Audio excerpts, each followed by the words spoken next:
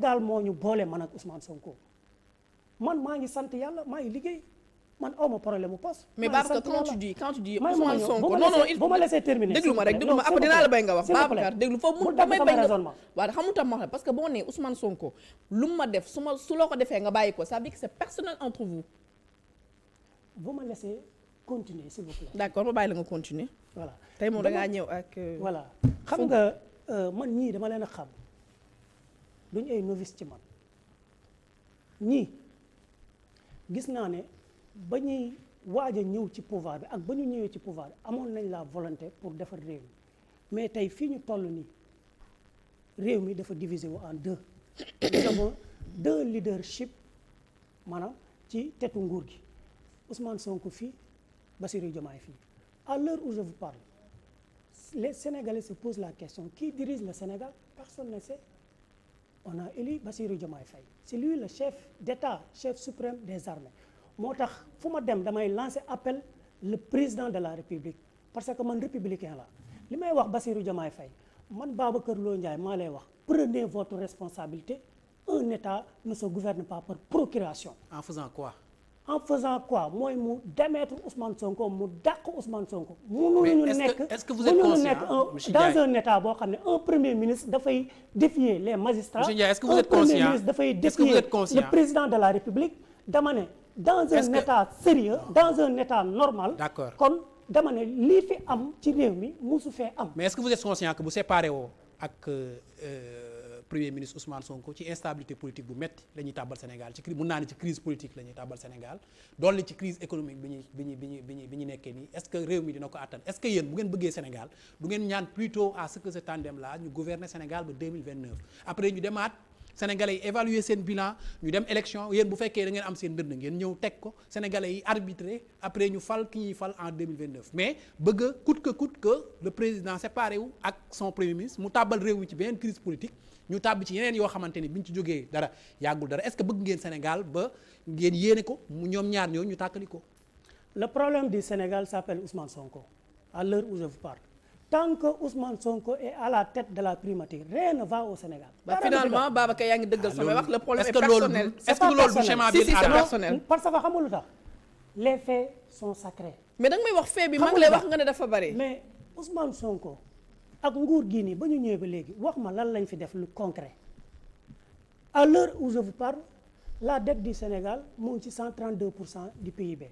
c'est pas de leur faute hein. may ma vous me laissez m'exprimer s'il vous plaît ñoom en moins de 2 ans leb nañ plus de 10 000 milliards 10 000 milliards plus de 10 000 milliards. pour financer la dette. mais wax justement pour financer la dette l'encours de la dette. est-ce que ci 10 000 milliards yooyu noonu est-ce que gis nga ci un projet un programme. ils sont ou obligés bien un plan ils sont obligés structurant. dañ fa fekk ils n'ont rien fait pour le moment benn dette boo xam ne yéen a ko te ba pare le plan yéen a nëbboon dette.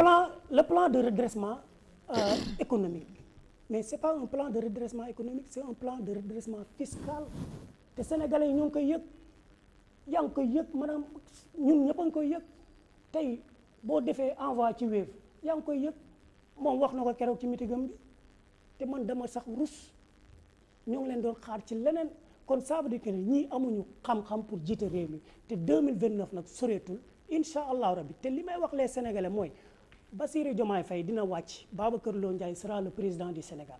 quand en 2029 incha allahu rabbi.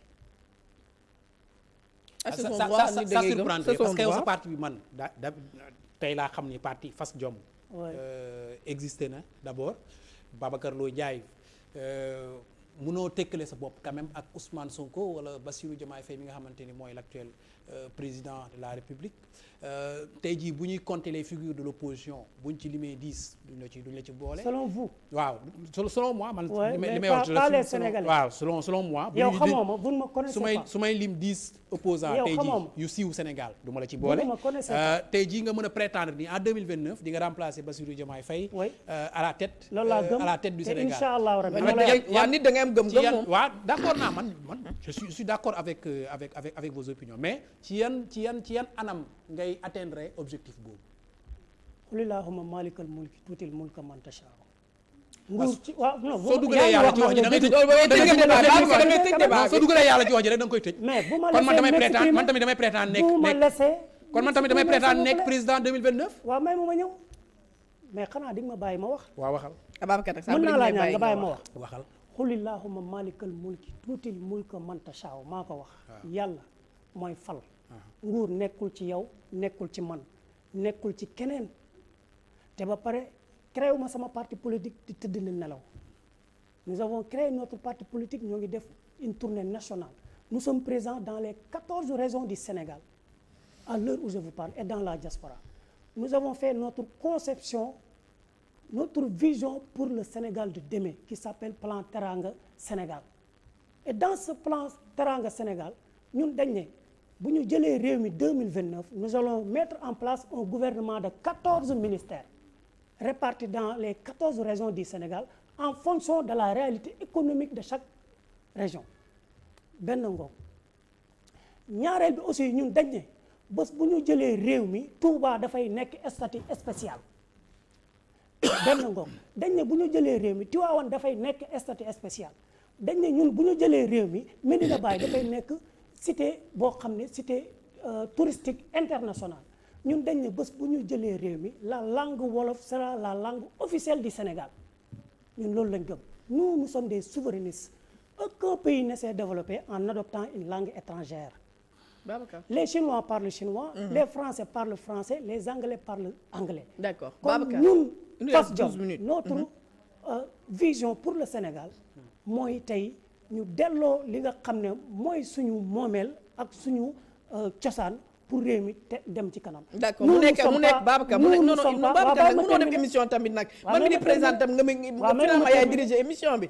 il nous reste 12 minutes il faut que tam on soit directif. waaw terminer foofu parce que y a d'autres questions yoo xam il faut nous ne sommes pas des complexés ñun suñu référence du Platon du Descartes du Senghor du Mamadou Dia ñun suñu référence Baye Niass la Serigne Touba Limamou Laye Bou Kounta Ndiassane Hyacinthe Thiandoum tant que jëluñ ñoo ñu nekk ci réew mi seen idéologie. Mamadou Dia kay ci dëkk bi ñu jël idéologie teg ko ci réew mi maanaam jiital ko Sénégal du jëm fenn nañ am pétrole nañ am gaz waaye liñ bëgg a développer ci réew mi du mën a nekk. d'accord loolu mooy vision parti Fass Diom. d'accord Babacar Lo Ndiaye politicien dañ koy natt ci ay élections.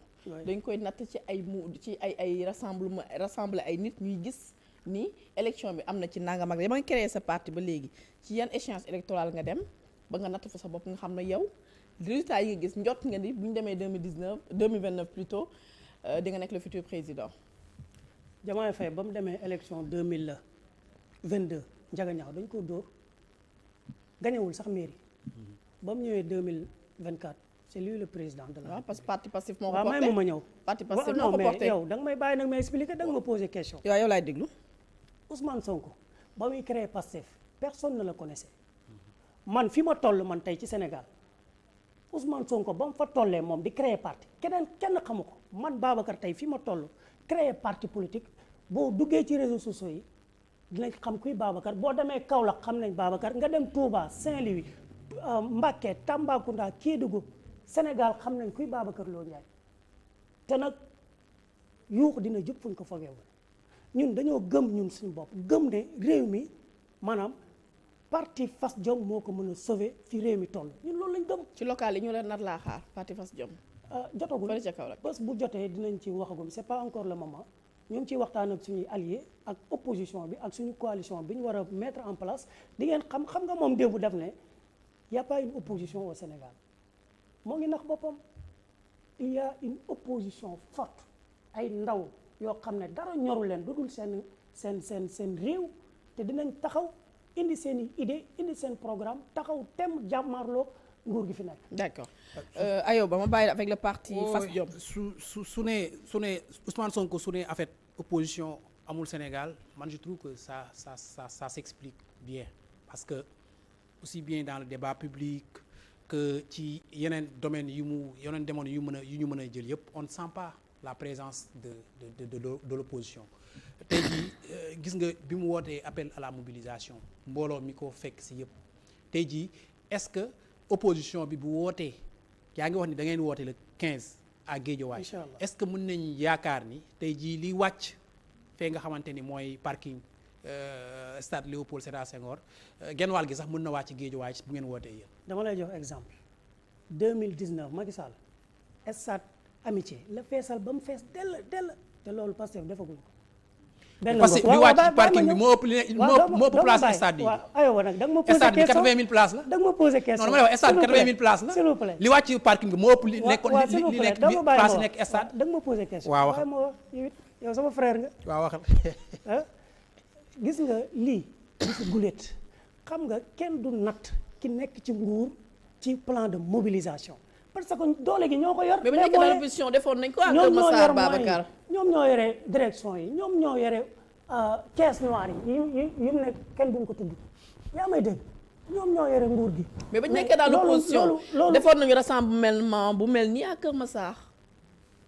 dama ne yuuxu dina jub fuñ ko fegewu 54% yi nekkatu fi ndax xamul tax ma ne la nekkatu fi 54% yi man ca laa bokkoon jóge naa fa Maître Moussa Diop fa la bokkoon jóge na fa Charles Émile Ciss fa la bokkoon jóge na fa Boucar Diouf fa la bokkoon jóge na fa ak yeneen sénégalais yoo xam ne bëri nañ tey buñ demoon élection Pastef mënut a am 40%.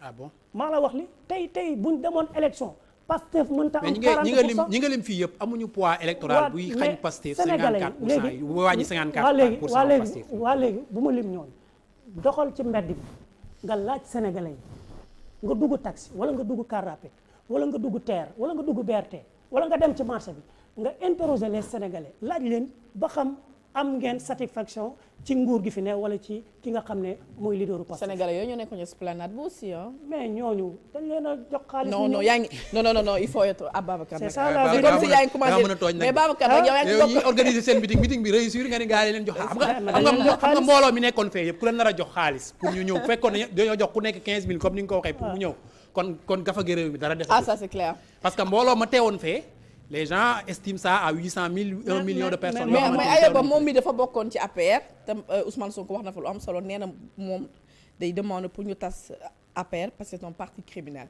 ancien militant de l'APR ba analyse nga am ci wax jooju.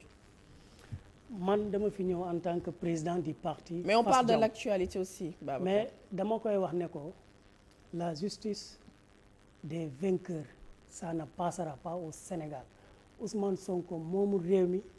Ousmane Sonko maa lay wax man Babacar Lo Ndiaye Sénégal fii ragal dëkku fi te it ay tàppet dëkkuñu fi te nag xuppaate gi ak nappaate gi dafa war a arrêter le président de la République Bassirou Diomaye Faye dañ lay ñaan nga jël say responsabilité ci Ousmane Sonko. Babacar bàyyil di ñaan président pour mu demeet Ousmane Sonko. bàyyil di ñaan loolu du njëriñal Sénégal Ousmane Sonko c'est le problème du Sénégal loolu musiba la ci Sénégal le problème du Sénégal s'appelle Ousmane Sonko. yéen ñi nekk opposition war ngeen xam ne loolu musiba la ci Sénégal ñoom ñaar bu ñu tàqalikoo ci crise politique lañ jëm. te crise politique boobu. l'État restera fort et debout. loolu ngeen doon wax justement avec aux côtés de Macky Sall yéen a ko gëmloo woon ni l'État reste fort et debout moom moo ñu jural ay 80 morts moom moo ñu jural une instabilité politique de 2021 à 2024 moo ñu indi lii fi ñu nekk yëpp l'État restera fort loolu boo ko nattee ak li Ousmane Sonko présenté fii devant le parking du stade Léopold Sédar Senghor da ngay xam ni le pouvoir le vrai pouvoir le pouvoir de la rue Ousmane Sonko moo ko yor tey jii boo bëggee nga gëmloo Diomaye ni l'État reste fort pour écraser Ousmane Sonko da ngay tàbbal Sénégal ci guute encore une fois je suis désolé loolu waru leen ñaan loolu li ngeen war a ñaan yéen mooy amener le Pastef dans un terrain de confrontation argumentaire loo xamante ni argument sur argument lu Pastef teg ngeen dindi ko à base d'argument ñu waxtaan ci ay ay débat économique waxtaan ci ay programme mais pas pousser le président mais wax naa la sama programme léegi dafa mel ni yéen seen programme yëpp mooy pousser le président à démettre le premier ministre mais man wax naa la programme Fass Diom waaw programme Fass Diom développé sama programme waaw léegi développé leen seen programme te ngeen bàyyi président bi te ngeen bàyyi président bi bañ ci ko digal pour mu démettre le premier ministre Ousmane Sonko te ngeen xam li mu mën a tàbbal li mu mën a yóbbee Sénégal pour man loolu du bëgg Sénégal moom moo leen ko yóbbee pour man c'est juste un débat politicien boo xamante ni ngeen ko bëgg a installer pour tàbbal réew mi ci instabilité encore une fois politique te loolu arrangé wul Sénégal jamono yi ñu nekkee nii parce que ñi ngi xeex pour fay dette bi nga xamante ni moom ngeen fi bàyyi yéen waa APR. on a un premier ministre qui fait l'ombre au président de la République et ça doit cesser dans un état normal. Non, le président de la République doit rester fort. Le président exerce ses fonctions. C'est le président qui a demandé un premier ministre fort et des ministres forts. Le premier ministre est en train d'exercer. Dans une république normale, le président de la République doit gouverner sans procuration. Mais il gouverne sans procuration. kenn du maanaam nguur pouvoir kenn du ko joxe da nga koy assumer en tant que chef Babacar suprême des say armées. propos c'est C'est des ça. propos je t'aime bien mais les propos que tu utilises là sont pas forts. Mais c'est ça la vérité, hein. Jusqu'à présent Khady, man c'est la vérité. en tout cas jusqu'à présent ñun li ñuy ñaan président Diomaye Faye parce que sénégalais yi ñoo koy wax du man maa koy wax.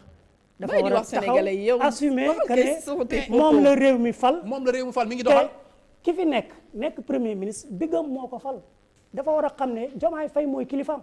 président Diomaye. Oui, c'est ça, Ouais, le président de la ouais, République. ouais, c'est le président de la République. C'est le président de tous les Sénégalais. d'ailleurs moom saa yu koy nommé il dit le président Bassirou Diomaye Faye. loolu le wax la président rek de la République loolu wax Bassirou la Diomaye rek. Faye. Donc moom nangu na pour man li yàlla dogal ci le président Bassirou Diomaye Faye maintenant yéen. mais lu tax ñoom ñu bëgg courte waaw ñoom ñaar ñu séparé wu. loolu parce que loolu moo leen arrangé en fait. c'est parce quoi que loolu moo leen l'objectif arrangé quoi en fait. xam nga lu tax. loolu ngeen bëgg carrément ñoom ñu séparé wu. parce que ñoom ñaar tant que ñu ngi ànd ñoom amuñu chance pour ñëw 2029. Le pays est bloqué par Ousmane Sonko. ah le pays kay n'est pas bloqué, le pays wax ma lan moo fi lépp ngi dox yow wax nga fi doxul yow jigéen nga yaa ngi dem marché gis nga les denrées de première nécessité dafa yokk. mais benn ngoog. mais gis nga mais woyofal loolu c'est partout. woyofal bi moo ngi bëgg a rey non Sénégalais non non la cherté moom c'est yaa may partout. dégg kon nag bul ne réew mi lépp ngi Réew mi lépp ngi dox. rien ne va dans ce pays il faut arrêter Khady. Babacar Lo Ndiaye. Oui. président du parti Fass Diop bëggoo ma wax ba xam Fass Diop dina dem ca local yi nee nga jotagul mais fee ca kaw la nag wax nga cité yëpp mais fee ca kaw la nga xam ne mooy sa fief donc ma bàyyi la nga tàggatoo ak waa kaw la ñu ngi lay seetaan émission bi jeex na tàkk yëpp da nga ko waaw xuloo. Babacar Lo Ndiaye nekkul Babacar bu Kaolack kese bien vrai que fa laa juddoo fa laa yaroo di nuyu waa Kaolack yëpp di nuyu waa Dakar di nuyu waa Tamba di nuyu waa Touba waa Louga waa Linguère waa Kébémer waa Kédougou waa Bakel Thiès ah fàttewuma diaspora bi Saint-Louis ah ba États-Unis Amérique am na ay militants ak ay responsables parti Fass Diom kon li may wax rek Kaolack doo nuyu le premier ministre. Ousmane sama grand la mais je sens que c'est personnel ah. Non. bëggoo ko avouer mais. ma ne parce que man nañ wax leneen. waaw d'accord on change émission bi jeex na. de toute Voilà, façon nañ wax on n'a leneen. plus le temps.